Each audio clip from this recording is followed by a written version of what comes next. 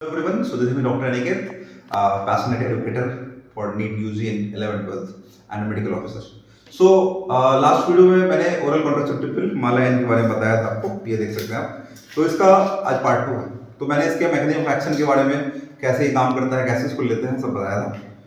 इसमें आप देख सकते हैं कि 7 आयरन टैबलेट्स भी हैं। ओके, 7 आयरन टैबलेट्स है। क्यों? आपको पता है ब्लीडिंग होगी इंडिया में, कितना कॉमन एनीमिया फीमेल्स में, क्योंकि हर महीना ब्लीडिंग होगा। एवरेज 40 ml ब्लड लॉस होता है हर महीने, हर मेंस्ट्रुअल साइकिल में। तो उसको बेसिकली गवर्नमेंट ने ध्यान रखते हुए क्या किया है, आयरन के टैबलेट्स पहले से दे दिया है। नाउ अब हम लोग इसके साइड इफेक्ट्स को देखेंगे। साइड इफेक्ट्स क्या हो सकता है? क्योंकि ये हार्मोनल टैबलेट्स हैं, स्टेरॉइड टैबलेट्स हैं, तो नॉर्मल साइड इफेक्ट्स तो होंगे ही, जैसे कि नोजिया हो सकता है, उल्टी सामान उल्टी हो भी सकता है। उसके बाद एक बहुत जो इसका स्पेसिफिक नाम एनसीईआरटी में दिया साइड इफेक्ट का है, वो है विथड्रॉल ब्लीडिंग। विथड्रॉल ब्लीडिंग क्या होती है आप पूछोगे? देखो, सपोज करो कोई फीमेल है, टैबलेट ले रही है, ठीक है, पहला दिन लिए, दूसरे दिन लिए, तीसरे दिन लिए टैबलेट ले रही है। अचानक से मान लो 2-3 दिन 4 दिन मिस कर जाते हैं टैबलेट लेना, 2-3 दिन वो भूल गए टैबलेट लेना, तो क्या होगा बॉडी में? सपोज करो कि टैबलेट ले रही थी, तो धीरे धीरे धीरे एस्ट्रोजन का प्रोजेस्टेरोन लेवल बढ़ रहा था। अचानक से वो 3-4 दिन टैबलेट भूल गई because of any reason, fasting हो गया या टैबलेट मिस कर गई या तबियत खराब हो गया। तो क्या होगा, बॉडी में लेवल तो हार्मोन का लगातार बढ़ते रहेगा। अचानक से दवा जाना जब बंद हो जाएगा, तो जितना इंडोमेट्रियम मोटा हुआ, थिकनिंग हुआ इंडोमेट्रियम का, और जो मेंटेन था, वो क्या होगा, अचानक से बॉडी में बाहर से एस्ट्रोजन प्रोजेस्टेरोन बंद हो जाएगा, तो इंडोमेट्रियम क्या करेगा, ब्रेक करके टूट जाएगा। विथड्रॉल ब्लीडिंग मतलब दवा आपने विथड्रॉ कर दिया, दवा आपने रोक दिया अचानक से, तो ब्लीडिंग हो गई। ठीक है, तो ये बहुत कॉमन साइड इफेक्ट है। तो फीमेल आती है अक्सर प्रॉब्लम लेके कि दवा खा रहे थे, बीच में छूट गया, तो ये दिक्कत है। नाउ मेरा सवाल ये है सबसे पहले आपसे, अब मैं चाहूंगा कि इसका आंसर आपको ट्राई करो कमेंट सेक्शन में। अगर फीमेल, मैं आपसे 2 सवाल पूछूंगा। अगर फीमेल सपोज कीजिए कि 1 टैबलेट या 2 टैबलेट मिस करती है, अगर फीमेल 1 टैबलेट या 2 टैबलेट मिस करती है ओसीपी का, तो उसको क्या करना है? तो उसको ये करना है कि अगले दिन जब उसको याद आए, अगर वो 1 मिस की या 2 मिस की, तो अगले दिन जिसको याद आए उसको 2 टैबलेट लेना है। कितना लेना है? 2 टैबलेट एक साथ लेना है, और फिर रिमेनिंग जो पैकेट है वो कंटिन्यू करना है। और अगर सपोज कीजिए फीमेल 3 या 3 से अधिक दिन, 3 या मोर देन 3 डे अगर मिस कर जाती है, तो क्या करना है इसमें? तो बेसिकली हो सकता है कि इसका जो कॉन्ट्रासेप्टिव इफिकेसी वो लॉस हो जाएगा।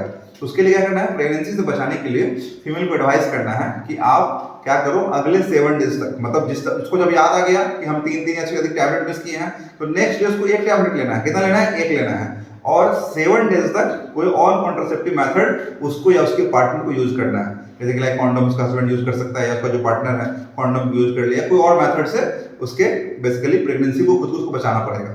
तो ये रूल है, ठीक है। नाउ अब इसमें बेसिकली डोजिंग मैंने बता दिया, और ओसीपी के बहुत सारे अदर बेनिफिट्स भी होते हैं, वो आप पढ़ोगे जब आप मेडिकल कॉलेज जाओगे।